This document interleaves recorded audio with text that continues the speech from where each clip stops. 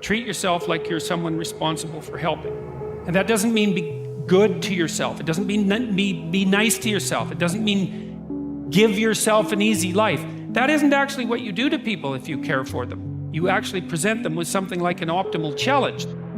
First of all, assume that you're worth taking care of and that it's your responsibility to do so, even if you don't like yourself very much. And lots of people don't, and they have their reasons. You have to abandon all that.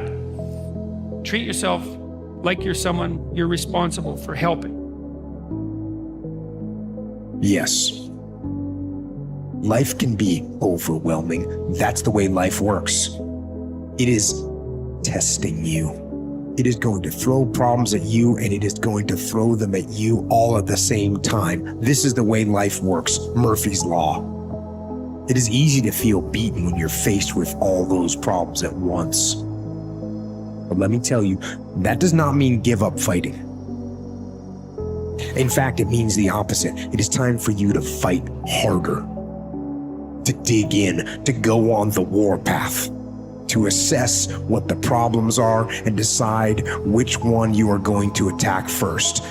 You don't have to stay where you're just tolerated and not celebrated. You don't have to stay where you're not happy.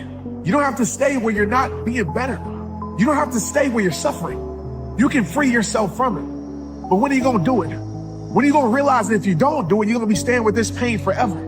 You're gonna stay in this place of misery for the rest of your life. And I'm not trying to put fear in your heart, but I am putting reality on your mind. Nothing's gonna change. At some point, if it serves no purpose in your life, for your life, you gotta free it from your life. And I know it's easier said than done, but you know it's a lot harder? Staying in pain for the rest of your life. You know it's a lot harder? Staying in chaos for the rest of your life. You know it's a lot harder? Staying in misery for the rest of your life. What fears that I'm allowing to imprison me, that's keeping me from breaking out? You are strong enough to do it. You're strong enough, and your life is worth whatever you have to go through to get past this addiction. Whatever you have to do. This dream you got, whatever you want to do, will it be easy to just run out there and do it? No. Will it happen overnight? No. Will it be a struggle? Yes. Will there be times when you can't make ends meet? Yes, that's a part of it. Will there be times you won't know what to do? Yes, that's a part of it. Will you have some opposition? Will things go wrong sometimes? You will have many visits from Murphy. Very fact that you're alive, the very fact that you were born, the very fact that every morning your contract is renewed is a vote of confidence, a divine vote of confidence, that you are absolutely necessary, that you're indispensable, that you have within you everything you need to face any challenge. That doesn't mean we won't be challenged. It means that we have the strength to deal with any challenge. But know that you have everything you need, and therefore just forge ahead, and a breakthrough will happen. It's a tremendous lesson in life when you understand this. It means that you matter absolutely and forever.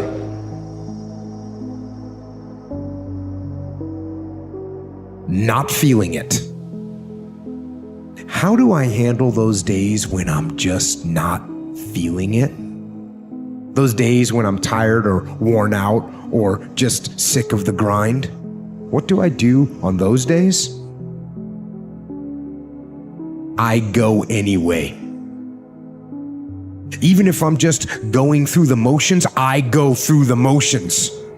Don't really want to work out? I work out. Don't really want to hammer on a project? I hammer on a project. Don't really want to get up and get out of bed? I get up and get out of bed. The more responsibility you take on, the more meaning your life has. And the higher degree of responsibility that you agree voluntarily to try to bear, the richer your life will be. It's like it's weight, it's responsibility, but there's glory in it. There's real glory in it. There's deep meaning in it. You get one shot at this gig right here. Life. One life. That's all you've got. And regret, in and of itself, it's worthless. It does nothing for you. In fact, the only valuable thing in regret is the lesson you learned. Most of us are only 1 to 10% away from greatness. But we think we're so far away from it that we never try. And once I started going down this journey, I started realizing that, and those percents started to add up. The next thing that begins to nurture that hunger, honor yourself as your word. Don't give your word out lightly. When you throw your word out there and you don't honor it, it makes a statement about you. If you decide to maintain a sense of integrity with yourself, that if I speak it, I'm going to live it. It's who I am. And I'm going to be very cautious in how I give my word to others, most of all with the commitments that I make to myself. Because I want my life to reflect my words and honoring who I am and what I express. Another challenging area in terms of nurturing and developing that hunger in yourself is learning the art of becoming single-minded, learning how to concentrate, learning how to focus in. And you'll be surprised at the things that you're able to do. When you learn how to block things out, when you learn how to keep thine eyes single, you'll be surprised at the ideas that will come to you, of the people that you'll be able to attract, of the opportunities that you'll be able to see. You'll begin to see things that have been staring there, looking you in the face, saying, I can't believe this has been here all this time. Individuals who grasp the concept of unwavering determination in life understand the significance of the 2-millimeter principle. They possess the ability to consistently drive themselves forward because they are aware that the next level of excellence is much closer than it may seem. In situations where most individuals might give up, they draw upon their inner reservoir of strength and find that extra surge of determination that propels them to the subsequent level. And then they persist on their journey. They understand that the essence of being unstoppable resides within one's mindset.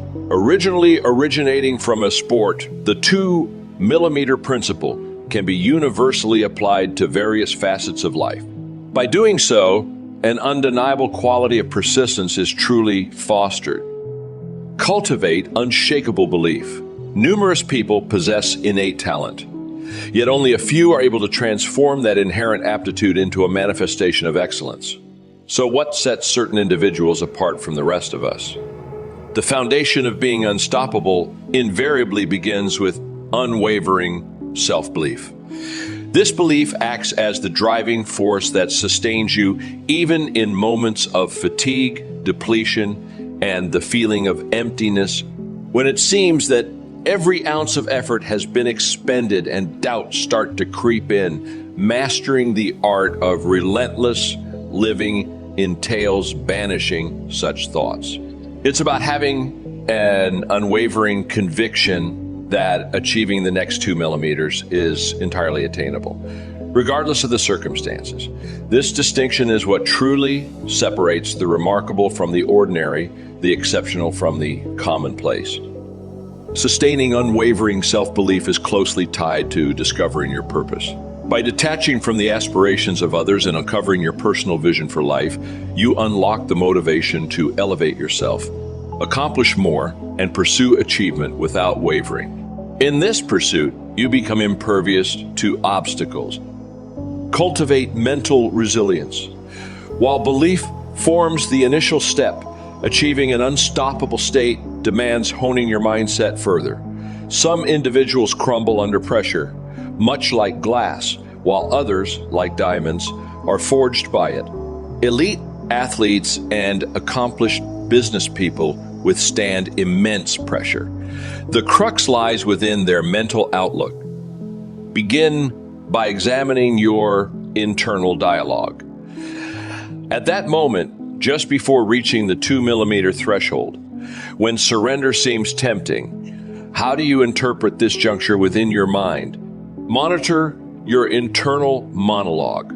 Identify and replace any detrimental thoughts which stem from limiting beliefs with empowering alternatives. Furthermore, master control over your emotions. It was once noted that the inability to control emotions equates to the inability to control one's actions, ego, and destiny. The path to being unstoppable becomes obstructed when emotions hinder your progress. Acknowledge that you alone hold the reins to your life. Life unfolds for your benefit, not as a series of adversities. Release the burdens of the past. Extend forgiveness to others. Replace envy with gratitude.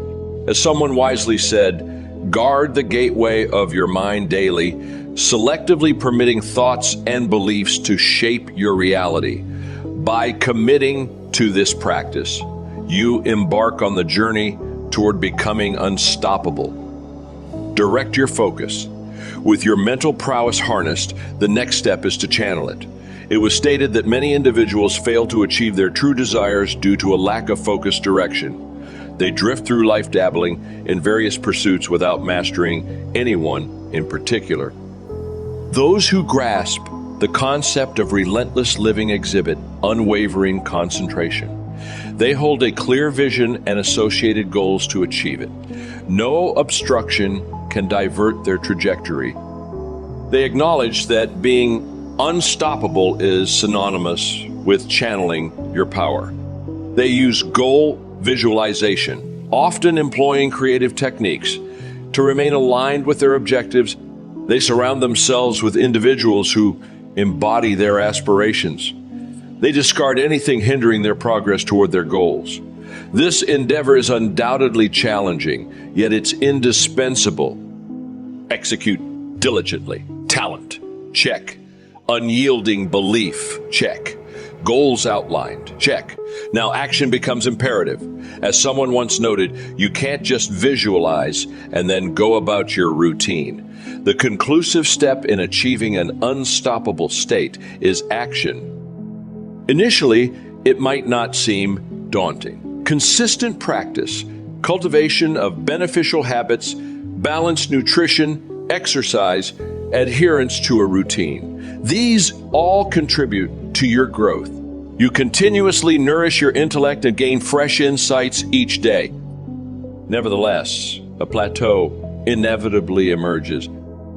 This plateau is a natural phase within the cycle of improvement. The demarcation between those familiar with the art of relentless living and those who fall short of their potential lies in the ability to transcend plateaus, rebound from failures, and persistently persevere. Success remains elusive without a willingness to stumble. Numerous accomplished individuals have encountered struggles on their path to success. These figures, who remain unnamed, exemplify the vital role of inner strength. However, inner strength encompasses more than achieving aspirations. It offers serenity and purpose. It fortifies resilience through challenging phases. Individuals with inner strength readily forgive, recognizing their control over personal actions and happiness.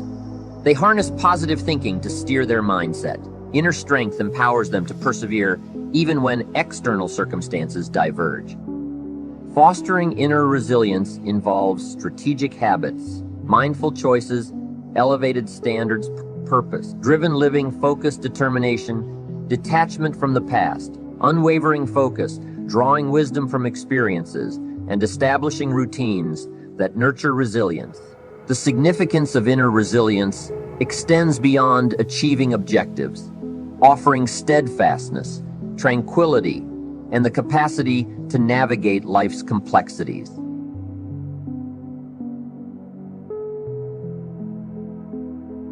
What we teach people is kindness to yourself. Do you think if I taught myself kindness, and I agree with it, guys, so many people take me out of context, it's ridiculous. Take it however the fuck you want to take it. When I was 300 pounds,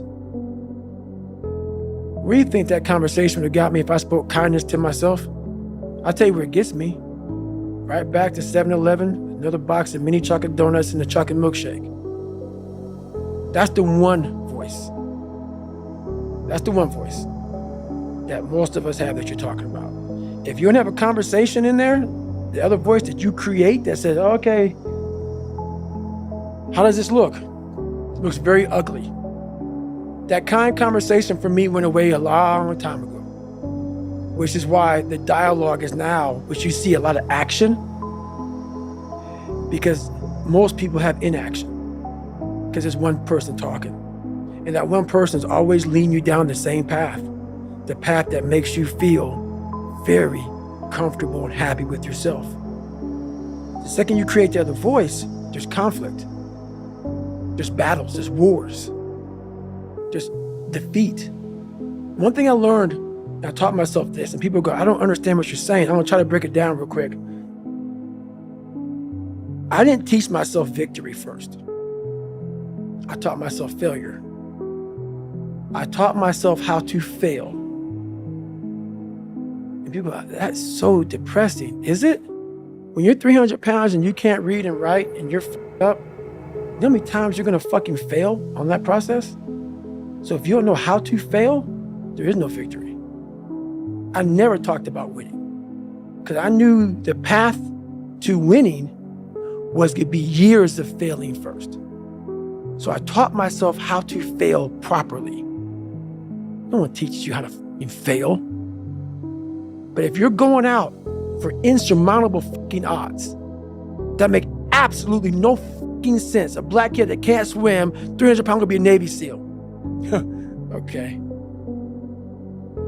You better teach yourself how to fail first.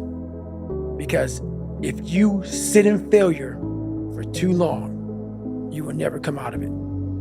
So the first part of my success was learning how to fail properly.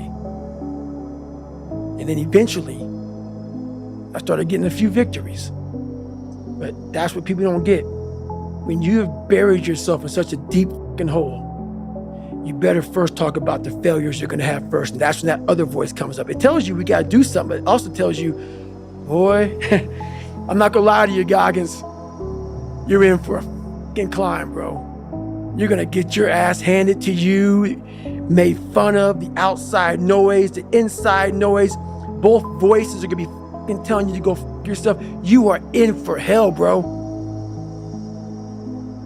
I am. So I better learn to fail. When I first got into endurance events, I loved the breakdown phase because the suffering made me feel alive and reminded me that I'd gone all out. This time, I didn't relish it in the same way, but I knew that breakdown was a byproduct of an all-out effort, and that if I explored the crevices of my mind, I would find valuable lessons, which tend to spill out with any unraveling.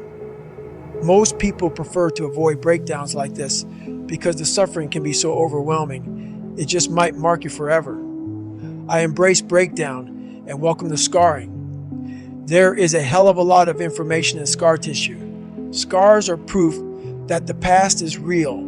Physical scars never go away, and when you look at them, they can bring you right back to a specific place in time. But the scar tissue that builds up around that old injury is weak. Professional fighters who've been hit in the face thousands of times bleed faster than those who have never been punched. Once you've been cut deep, you are forever vulnerable to bleeding. The same is true for the mental and emotional scars that we all carry with us, the scars we cannot see. They might be invisible, but they affect us much more severely than physical scars. Mental and emotional scars are our weak spots, and they can open up just as easily as physical scars unless we do the work to strengthen them. If you haven't dealt with your scars, they can alter your life's path. You will be prone to failure during difficult physical and emotional situations, whether that's during an athletic event at work or in your home life. And eventually, you will land back in front of your mirror that never lies. Breakdown is its own kind of mirror. Whatever you're made of is laid out in front of you, clear and plain. Your history and mindset become a weathered old map ridged with your scars. And if you read them like an archaeologist on a dig, you might uncover the code you need to rise again and become better and stronger. Because there is no transformation without breakdown, and there is always another evolution, another skin to shed, a better or deeper version of ourselves waiting to be revealed. Every morning I wake up, it's not just about working out, but for me, working out has been a very big part of my mental growth. So for me, if I am not challenging myself every day, and I swear to God, people will not believe it, I was over almost 300 pounds twice in my life. A person that does that twice in his life does not enjoy cardiovascular activity, okay? Yeah. So people can put anything they want to in their head. I did realize one thing. The things I don't enjoy that I still do, that's where growth is at. And that's, for me, the only place growth is at is in that very uncomfortable, in that uncomfortable zone. So for instance, today I woke up and I just got to London and I don't know where to run here.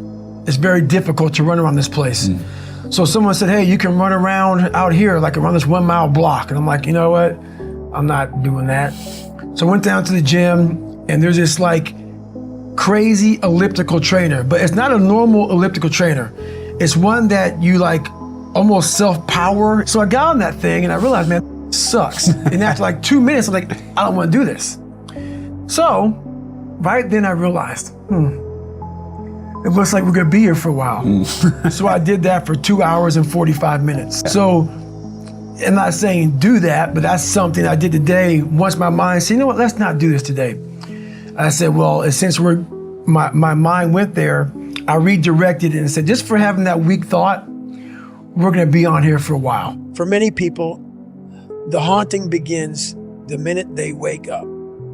Maybe they are fat or disabled, feel ugly, or are failing and overwhelmed at school or work, and it consumes them. Their obsession with their own imperfections and faults suffocates self-respect and submarines progress. And from the time they get out of bed until they're able to crawl back in that night, the only thing on their agenda is avoiding exposure and surviving another day in hell. When that's how you feel about yourself, it's impossible to see possibilities or seize opportunities. We have to learn to stop looking for a sign that the hard time will end. When the distance is unknown, it is even more critical that you stay locked in so the unknown factor doesn't steal your focus. The end will come when it comes, and anticipation will only distract you from completing the task in front of you to the best of your ability. Remember, the struggle is the whole journey. That's why you're out there.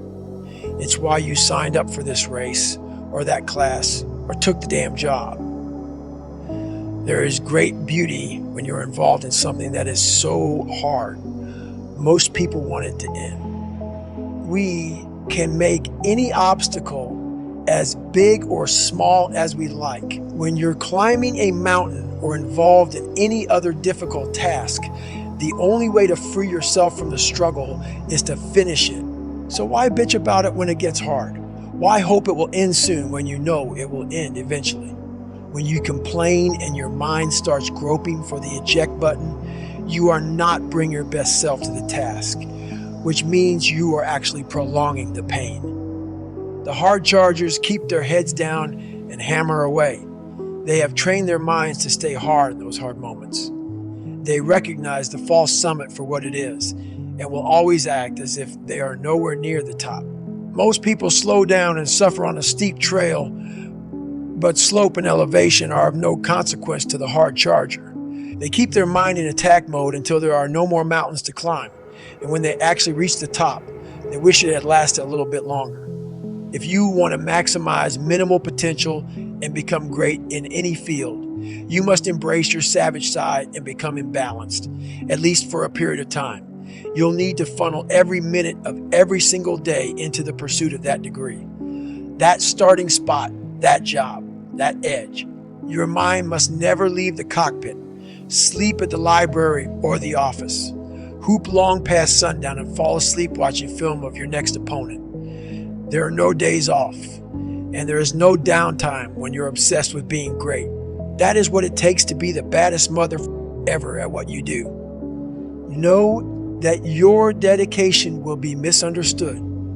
Some relationships may break down. The savage is not a socialized beast, and an imbalanced lifestyle often appears selfish from the outside. But the reason I've been able to help so many people with my life story is precisely because I embraced being that imbalanced while I pursued the impossible dream of becoming the hardest motherfucker ever. That's a mythical title, but it became my compass bearing, my North Star. When you observe highly successful individuals, it may seem tempting to conclude that they were inherently born with their capabilities, that they possess innate talent, and that's the end of the story. However, talent, while undoubtedly making life more straightforward, is just one piece of the puzzle. Reflecting back, I was once a shy and fearful person. Ironically, this apparent misfortune turned into a source of strength, igniting significant changes in my life. By consistently stepping out of my comfort zone, I not only conquered social shyness and improved my communication skills, but also nurtured robust self-confidence and overcame other fears in my life. I might not have been naturally inclined to excel in social settings. I still prefer solitude over crowds. However, with self-discipline and persistent effort, I attained remarkable results.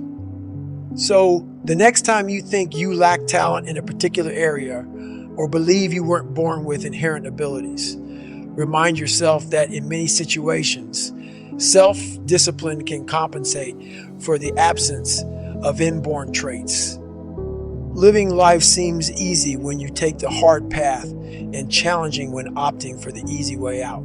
Self-discipline demands traversing the difficult route, resisting temptations and immediate gratification in exchange for more substantial and superior rewards in the future. It might seem simpler to avoid discomfort and indulge in immediate pleasures, but eventually, this approach only offers fleeting pleasure at the cost of a potentially much improved future. Imagine a person lacking determination who, when faced with a challenge, chooses to withdraw immediately. How likely is such an individual to achieve something significant in life when their primary value lies in seeking comfort? Contrast this with someone who voluntarily embraces difficulties. They actively seek and welcome challenges as opportunities for personal growth. Each self-imposed trial toughens them, making them less susceptible to being overwhelmed by life's adversities. They become more resilient as they face difficulties head-on. When life throws unexpected challenges at them, they are prepared to handle them because, due to living their lives through perseverance, they've developed readiness for hardships. Our decisions are made in a moment, but their repercussions can extend throughout a lifetime. Humans possess the ability to resist impulses in exchange for a brighter future.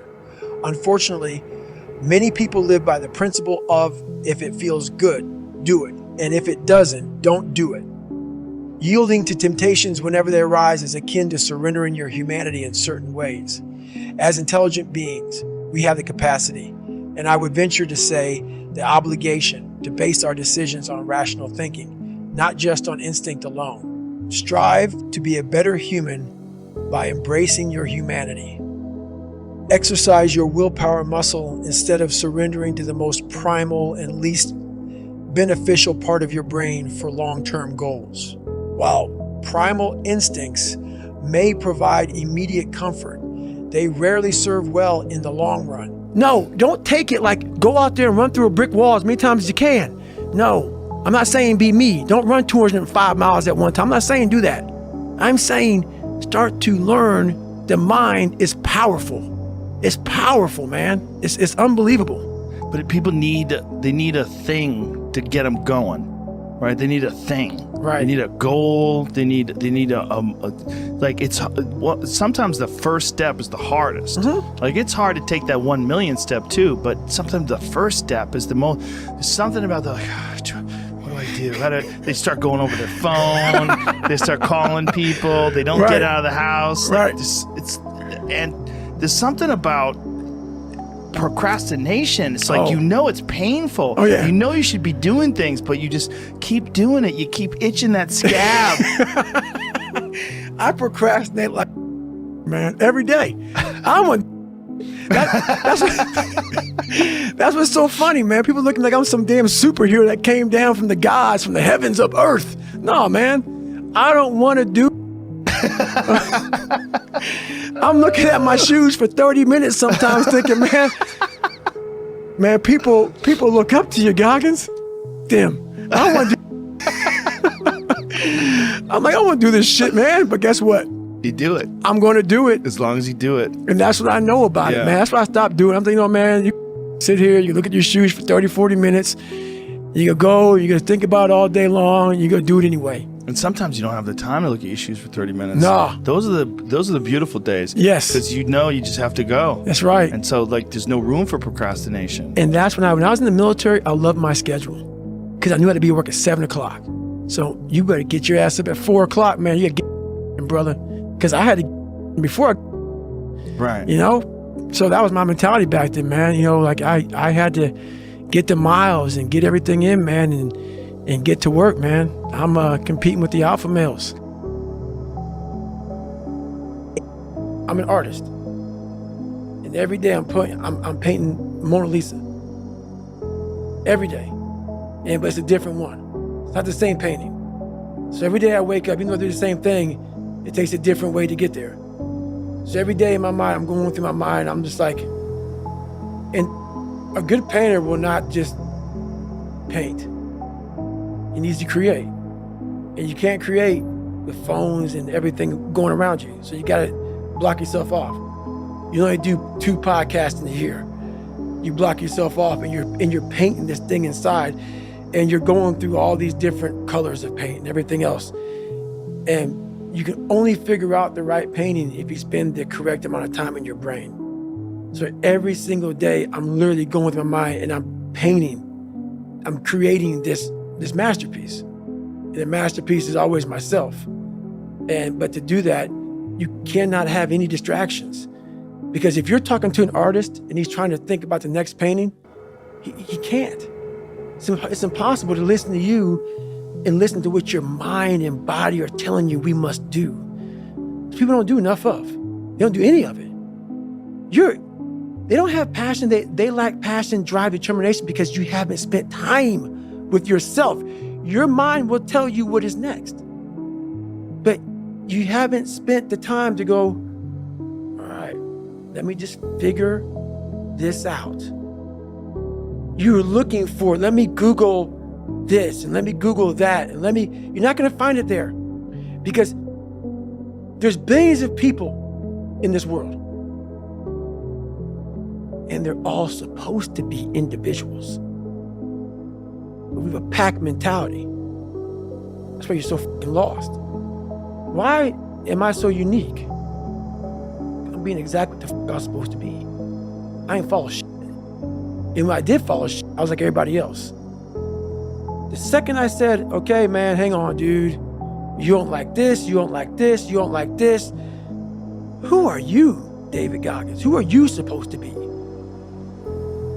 Miraculously, all these things just, I couldn't even, the list of shit I had to do just wham.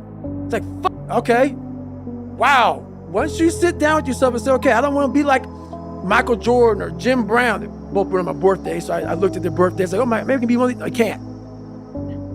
I'm going to be David fucking Goggins. And that looks like this. It just came, everything flooded. So every single day of my life, there's a different thing that comes up that I have to do. We've all experienced it before. There's something we have to do, but even though we know this, we can't convince ourselves to sit down and get it done. Instead, we are overwhelmed with all of the distractions surrounding us.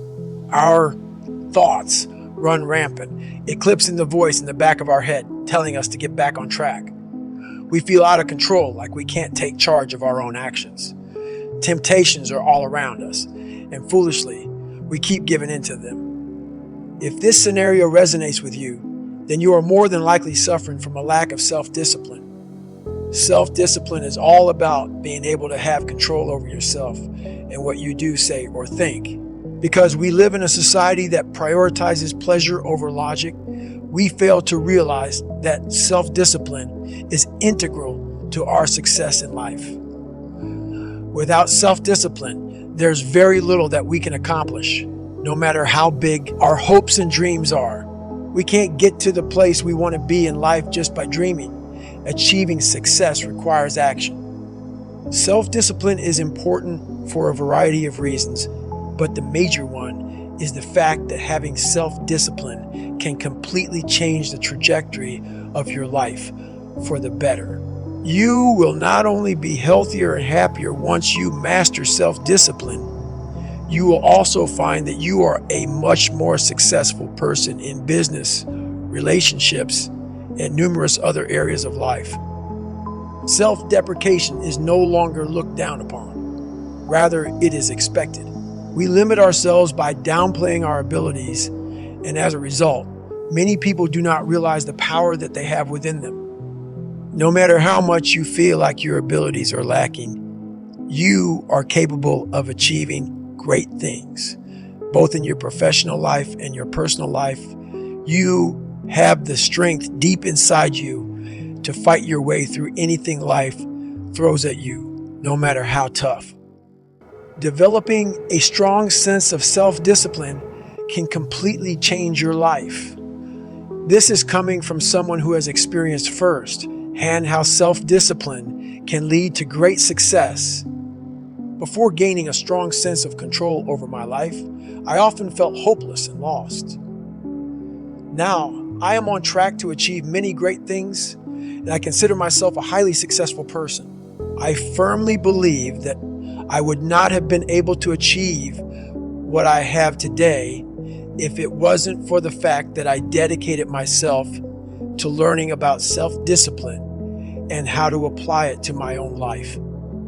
The only way I can learn, pretty much even still to this day, is through repetitions. I had to put so many different reps in. It's absolutely unreal. And that's where my real work ethic began. People think it's because of my running and everything else and my weightlifting. It started with literally just trying to learn how to read and write. And I had to literally go to the store and I bought these spiral notebooks. And we only had, like I said, an hour a week. So it would take a lot more than that to learn all of school in 6 months. I had 6 months to learn all this to pass this ASVAB test. I failed it a few times before. So I had to get these spiral notebooks and I literally had to write down everything repeatedly in these spiral notebooks to put it to memorization. And how I would pass these tests is I really didn't know what they were talking about during the test. I just memorized all these different formulas and equations and just, different kind of spelling words and different kind of paragraph comprehensions and all these different I memorized all this stuff. And basically when it came time for the test, I remembered that I saw it on page 71 or 72 or 130 because I had written it down so many times and I could just recall it from that. So I literally developed a photographic memory through the kind of work I put in behind, my studies. We all have habits that we partake in on a daily basis. If you are struggling to develop a sense of self-discipline, then some of your habits are likely unhealthy and not contributing to your overall well-being. No matter how routine these habits have become, they are ultimately breakable habits, ones that you can get rid of with the right time and effort. Now that you are on the path to having strong self-discipline, it is time to focus on developing unbreakable habits that you will utilize in your everyday life. Unbreakable habits are a key part of self-discipline. All people have specific rituals that they may not even realize are habits. This could be waking up at a certain time every day, following a morning routine, checking your emails first thing in the morning, anything that you unconsciously do, as though these actions exist on a cycle. Though habits relating to your success and hygiene are obviously important to maintain, throughout your life, you have also developed habits that you don't realize are harming you. Perhaps when you feel sad, you unconsciously turn to food. Or maybe when you feel frustrated, you instinctively lash out at people. These actions have become so ingrained in your life that you might not realize how unhealthy they are. Even if you do recognize this, you may feel stuck, unsure of how to change the way that you respond to things. Creating unbreakable habits begins by understanding what habits contribute to developing self-discipline. Do you feel like you spend too much time per day in front of a screen? Recognize this and develop rules for yourself that you will not break. In this case, you could start by slowly cutting down screen time every day until you reach an ideal limit. Unbreakable habits are those, no matter what habits, the habits that you do every day, week, month, etc. You do these habits because they are good for you, for your health, and for your development as a person. Committing yourself to honor these habits can have a huge impact on your success in life. And if you feel like you are not where you want to be, then developing unbreakable habits can change everything. If you find that your diet often consists of junk food and processed food, then it is time to incorporate some more healthy, all natural ingredients into your routine. Eating healthy gives you all the tools that you need to be a successful person. When you eat healthily, you are more energized, leading to greater productivity. Eating healthy also does wonders for your mood, allowing you to have a more positive outlook on work and get your tasks done efficiently. Having an optimistic outlook on life is key to being a successful leader and to maintaining self-discipline. If you find that you have the habit of overindulging in unhealthy snacks and meals, then you should work to break this habit and develop a healthy diet as one of your unbreakable habits. Starting your day off on a positive note is a crucial habit to build in order to maximize success. When you look at successful people, you will find that virtually all of them wake up early. Waking up early gives you the time you need to plan your day strategically and to get organized for the tasks that you will be completing. Once you start waking up early, you'll notice that you have more control over your life and your own well-being. If you're used to sleeping in and having lazy mornings, it's time to scrap this habit. Dedicate yourself to waking up early. In time, it will become second nature to you. Making exercise a part of your everyday routine is a great unbreakable habit for both your mental and physical health.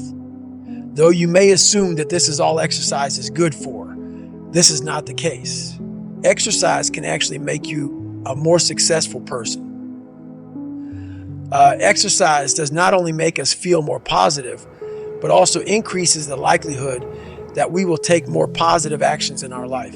Look to the successful people around you and the ones that you see in the media. When you do, you'll realize that the vast majority of the exercise on a daily basis and stick to this routine, no matter what. In addition to all of this, exercising daily increases your productivity, leading to you getting more work done and improving how successful you are in business.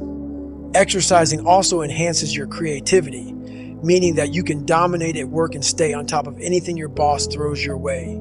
Exercising helps to get you closer to your career goals and is a vital, unbreakable habit to have. I started this crazy stretch routine and I literally have healed myself through the discipline I had. And what people won't believe is I got to a point where I stretched out for 8 to 12 hours a day. And it went from that to 6 hours a day. Then from 6 hours a day to 4 hours a day, the more I would open up. So the hips and are your soul. Is there like a specific routine of stretches that you would go through? Or I would sit and stretch a whole big routine, a whole mess of like opening up your abductors because your abductors are attached to your hips, your hip flexors, everything is attached at this region here, your midsection, your hips. And my hips got so tight that I couldn't even squat down. I had so much back pain. So that's why another reason why I started running. Running, you stay upright. I couldn't squat anymore. I couldn't do any of that powerlifting stuff. So the only thing I could do is run. Running didn't bother me too bad. And it got to the point where I couldn't run either. And my health got real poor. And my spine was collapsed. And I just got real sick. And basically, I healed myself. No doctor can find out what's wrong with me. So I couldn't run a lot. I couldn't do any activities. So I said, you know what? I'm going to bury myself in stretching. And what happened was I had this huge knot on the back of my head. The knot came from my spine collapsing and getting tighter and tighter and tighter. It developed fluid or whatever. Long story short, as I started stretching out, that bump started going away. And the smaller the bump got, the healthier I got. And I was like, what in the world is going on? So I shave every day. So I would feel this bump. And the bump, and you can see it right now. Yeah. No, I can see it. Yeah. Most people think everybody's a bump in the back of the head. My bump was like this big. It was huge. And the more I stretched, the more it went away. The more it went away, the healthier I got. I was like, man, so I'd be like, I'm gonna keep on stretching. So my stretching it was crazy. And I got healthier. And I was like, my God, so I stretched more and more and more. And now I've been doing it now for 3 years. I haven't missed a day of stretching in 3 years. Almost nothing in life is constant. Conditions and circumstances are perpetually in flux like the winds and the tide, which is why my mind is never fixed. I tack and adjust, forever searching for my new 100%. Age, health, and the responsibilities we carry can be limiting. That doesn't mean we should give in to those limitations or use them as excuses to let ourselves or our dreams go. But we can acknowledge them as long as we are committed to finding out what we can still do given those limits, whether they be temporary or indefinite, and maximizing that. Every day, thousands of people wake up to a life defined by newfound limitations that are difficult to accept. Maybe they've been diagnosed with a terminal disease or suffered a spinal injury. Could be they lost a limb or are suffering from PTS. More often, the shifting circumstances are not nearly so dire. Sometimes it's good news that changes the equation. Maybe you are a new parent or landed a lucrative gig that demands 10 to 12-hour workdays. Could be you recently got married, which means you have to consider more than just your own goals. No matter the variables, your new 100% is out there waiting for you to find it. The thing is, most people don't want to, because whenever you're trying to find your new anything, it means you're not who you used to be, and that can be depressing enough to give up the search. Some people use their new circumstances to dial down their effort level instead of adjusting their approach and still giving it their all to achieve their goals. You've got to work with what you have. I couldn't run a ruck, but that didn't mean I was out of the fight. No matter what you are dealing with, your goal should be to maximize the resources and capabilities you do have. If you've suffered a freak injury or received a diagnosis that changes everything, what does your new maximum effort level look like? A lot of people bide their time and wait to see what happens next, but a year or two later, they find they are still waiting. With every unfortunate turn in life, no matter how heavy the weight, you have to be committed to pushing back against that pressure with effort. No matter your age, abilities, disabilities, or responsibilities, we must all stay committed to finding our new benchmarks. Because not only does that keep your mind engaged and your demons at bay, you actually might achieve things the old you never could have conceived.